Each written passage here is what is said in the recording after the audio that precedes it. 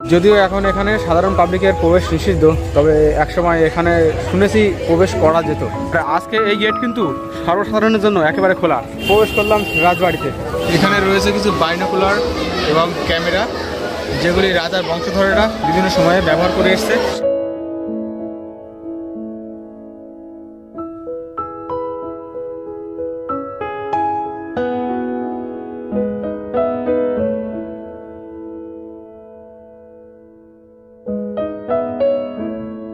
কৃষ্ণনগর রাজবাড়ি অনেকের কাছেই কৌতূহলের বিষয়। বছরের প্রায় প্রতিদিনই কোনো না কোনো সময় এই রাজবাড়ি কোনো না কোনো দর্শনার্থী অবশ্যই দেখতে আসেন, কিন্তু তারা প্রত্যেকেই এটা দেখে হতাশ হন যে রাজবাড়ি সবসময় এইভাবে বন্ধ থাকে। তবে যারা এই ব্যাপারটা জানো না তাদেরকে জানিয়ে রাখি, জগদ্ধাত্রী পুজোর দিন মানে একদিন, দুর্গাপুজোর সময় সম্ভবত 2 দিন, এবং যে 12 দলের মেলা হয় সেই 12 দলের মেলার সময় কিন্তু 3 দিন এই রাজবাড়ি খোলা থাকে দর্শকদের জন্য। এই গেটটা নয় কিন্তু, এই গেটটা কিন্তু বন্ধই থাকে। এই পাশে যে ঠাকুর দালান রয়েছে, এই ঠাকুর দালানে প্রবেশ করার জন্য ওই পাশে একটা গেট আছে, ওই গেটটাই শুধুমাত্র খোলা থাকে এবং সেইখান থেকে শুধুমাত্র এই ঠাকুর দালানেই এই বছরের 3টি সময় এই 6 থেকে 7 দিনের মতন প্রবেশ করা যায়। ওইখানে রাজা কৃষ্ণচন্দ্রের বংশধরেরা এখনও বসবাস করেন। তোমাদেরকে একটু জুম করে দেখিয়ে দিচ্ছি, এখনও কিন্তু পোশাক নাড়া রয়েছে, দেখতে পাচ্ছ। তো এখানে রাজা কৃষ্ণচন্দ্রের বংশধরেরা এখনও বসবাস করেন, আর সেজন্য এটা একটি পাবলিক প্রপার্টি, সেই জন্য কিন্তু এখানে কাউকে প্রবেশ করতে দেওয়া হয় না। তবে আজকে সেই মুহূর্ত চলে এসেছে যেদিন রাজবাড়ি এই দুর্গা মন্দিরে অর্থাৎ মন্দিরে প্রবেশ করা যায়, কারণ আজ হচ্ছে জগদ্ধাত্রী পূজা। তো ভিডিওটা একদম শুরু থেকে শেষ অবধি দেখো। তোমাদের জগদ্ধাত্রী পূজা মানে রাজা কৃষ্ণচন্দ্রের রাজবাড়ির জগদ্ধাত্রী পূজা এবং সেই সাথে রাজা কৃষ্ণচন্দ্রের দুর্গা দালানে যে যে জিনিসগুলো রাখা আছে সমস্তটাই তোমাদেরকে ঘুরে ঘুরে দেখাবো, এবং রাজবাড়ির দিকে ক্যামেরা যতটা সম্ভব ঘোরানো যায় আমি অবশ্যই দেখানোর চেষ্টা করব। মেন রাস্তা থেকে বেরিয়ে আসার পরে এই যে সিংহদ্বার, এই সিংহদ্বারের পাশে যে রাস্তা গেছে ওইখান দিয়েই কিন্তু ওই দুর্গা দালানের গেট। আর আজকে এই গেট কিন্তু সর্বসাধারণের জন্য একেবারে খোলা, সবাই এই গেট দিয়ে প্রবেশ করছে। এবার আমিও প্রবেশ করব।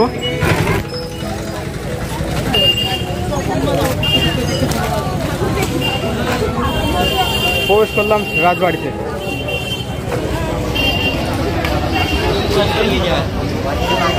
আর সামনে এটি হচ্ছে দুর্গা দালান।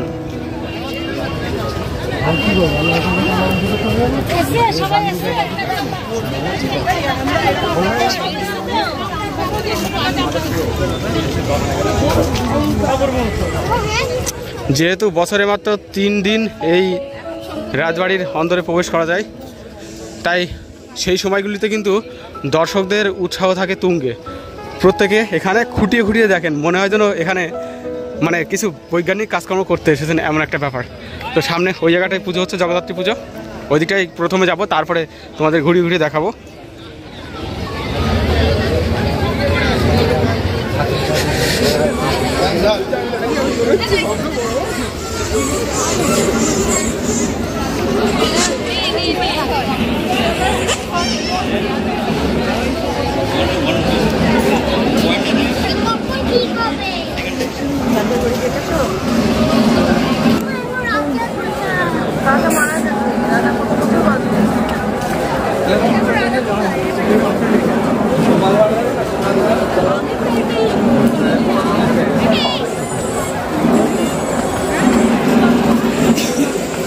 এই দেখো একেবারে শুরুতেই সেই সময়কার ব্যবহৃত জিনিসপত্র রাখা রয়েছে।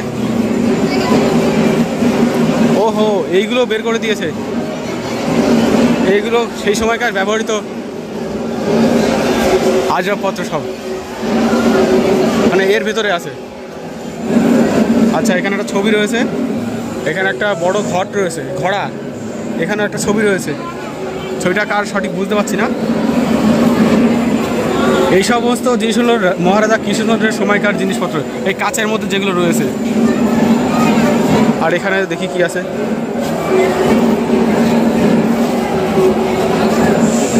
দুর্গা ঠাকুর।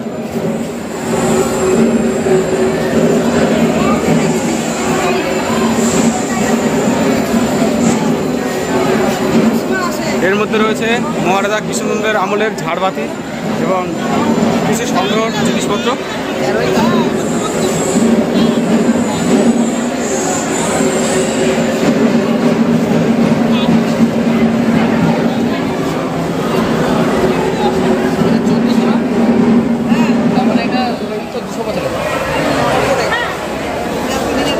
পাদুকা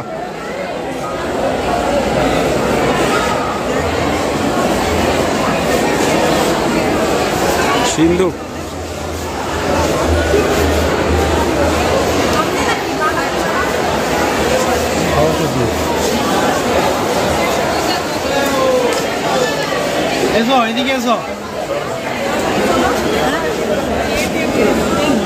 আর এইখানে রয়েছে সেই সময়কার চেয়ার এবং কিছু ছবি।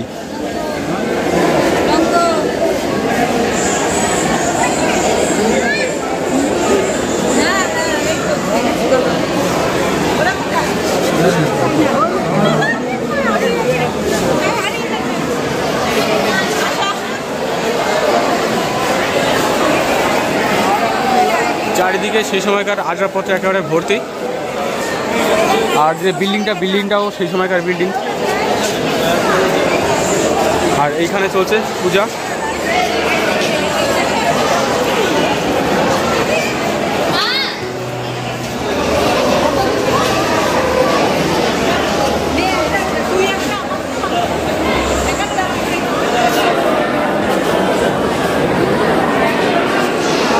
আর এই কাঠামের পরেই কিন্তু যতদূর সম্ভব সেই সময় পূজা হতো, দুর্গা পূজা। এটা দুর্গা পূজার কাঠামো এটা।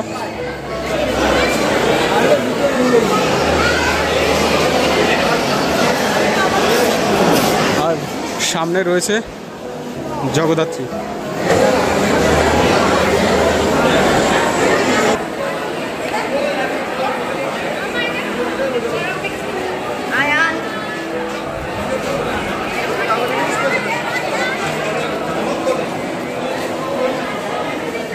এই ঠাকুর দালানে কিন্তু বর্তমানে অনেক জিনিসপত্র দেখছি এক্সট্রা রয়েছে। আমি 1 বছর আগে যখন এসেছিলাম তখন কিন্তু এত কিছু ছিল না। যেমন তোমাদেরকে দেখিয়ে দিই, এই লাইনে কাছের মধ্যে ঘেরা যে স্ট্রাকচার বা পুরনো জিনিসপত্র রয়েছে এগুলো সব ছিল, কিন্তু ওই দিকে যেগুলো রাখা রয়েছে, যেগুলো একদম প্রথমে ঢোকার মুখে তোমাদেরকে দেখালাম, ওইগুলো কিন্তু একটাও রাখা ছিল না। ওই সমস্ত নথিপত্র এবং যে ছোটো ছোটো পুরনো জিনিস সেগুলো কিন্তু সব পুনরায় নিয়ে এসে রাখা হয়েছে। আর এই যে জিনিসগুলো দেখছো এইগুলো কিন্তু আগের থেকে রাখা ছিল, যেমনটা দেখাচ্ছি।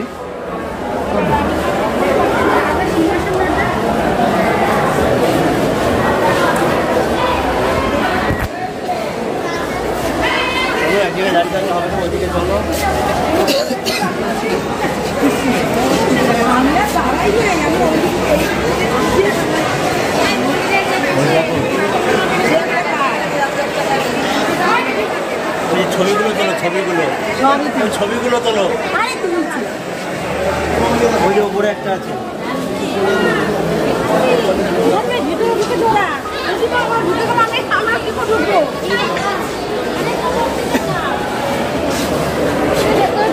সেই সময়কার ব্যবহৃত লকার, কাঠের তৈরি।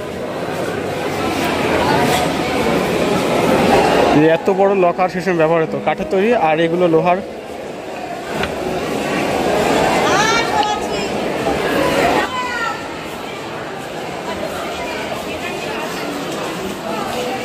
এটি হচ্ছে দুর্গা দালান। বছরের 3টি সময় এখানে যত সময় সম্ভব থাকা যায়। কিন্তু এই দুর্গা দালানের পাশেই যে স্থানগুলি রয়েছে, যেখানে কিন্তু এখনও রাজার বংশধরেরা থাকে, এখানে কিন্তু প্রবেশ অধিকার একেবারে নিষিদ্ধ। এখানে কিন্তু এখনও মহারাজা কৃষ্ণচন্দ্রের বংশধরেরা বসবাস করেন।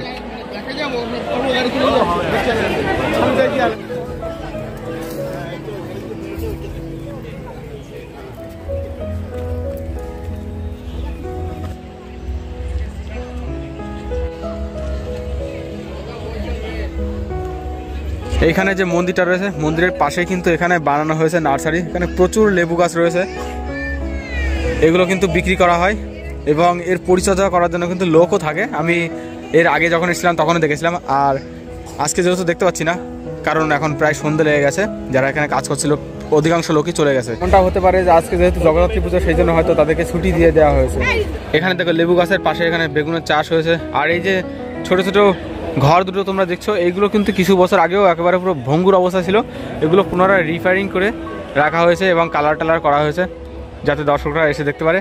আর কেমন জানি না, এর গায়ে চাকা লাগানো, দেখে অনেকটা ঠিক ওই পালকির মতন একটা ডিজাইন করা, বাট পালকি নয়, এটা ঘর। দেখতে পাচ্ছ সন্ধ্যে লেগে গেছে, তারপরেও কিন্তু এখনও প্রচুর দর্শনার্থী রয়েছে এই রাজবাড়ির অন্দরমহলে। আসলে বছরে মাত্র 3 দিন খোলা থাকে, তো তাই সমস্ত দর্শনার্থীরা এখানে সেই 3টে দিন দেখতে আসে এখানে। এবং কোনো মুহূর্তগুলো তারা মিস করতে চায় না। দেখো ছবি তোলা হচ্ছে এখানে, আর সেই সময়কার নানান জিনিসপত্র তো এখানে রয়েছেই। আর সন্ধে বাড়াতে যেন লোকের সংখ্যাও বেড়েছে। এই হচ্ছে মহারাজা কৃষ্ণচন্দ্রের রাজবাড়ির যে দুর্গা মন্দির, সেই দুর্গা মন্দিরের ভেতরের পরিবেশটা। আর ওইখানে কিন্তু হচ্ছে জগদ্ধাত্রী পূজা। একটা বিষয় জানি রাখি, এই যে জগদ্ধাত্রী মূর্তিটা পূজা হচ্ছে, এই জগদ্ধাত্রী মূর্তির আকার কিন্তু মহারাজা কৃষ্ণচন্দ্র ঠিক যতটা সাইজের, মানে যতটুকু সাইজের মূর্তি পূজা শুরু করেছিল, ঠিক সেই একই রকম সাইজের, একটুও কিন্তু বড় না, একটুও কিন্তু ছোটও না। এইগুলো দেখতে পাচ্ছ, এইগুলো হলো সেই সময়কার ব্যবহৃত লকার। ওদিকে কাঠের দেখেছিলাম, আর এগুলো হচ্ছে লোহার লকার। একেবারে পুরো জং ধরে গেছে, জাম হয়ে গেছে, আটকাচ্ছে না। এগুলো সব লোহার লকার। এখানে দেখো পূজার হোম চলছে, হোমযজ্ঞ।